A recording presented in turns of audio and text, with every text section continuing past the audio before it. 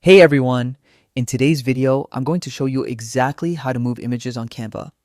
Whether you're a seasoned designer or just starting out, mastering this simple skill can completely level up your design game.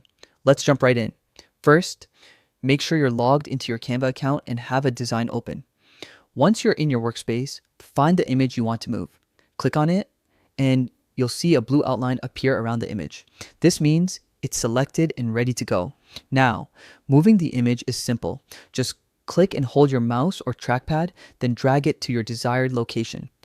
Canva makes this really intuitive by showing alignment guides as you move your image, helping you position everything perfectly. For even more precision, try using the arrow keys on your keyboard. This is especially handy for detailed layouts or small adjustments where a mouse drag feels too rough. And don't worry if you make a mistake. Canva has an undo button at the top of the screen so you can instantly revert any moves. This lets you experiment freely without fear of messing up your design. Once your image is exactly where you want it, simply release the mouse and you're done.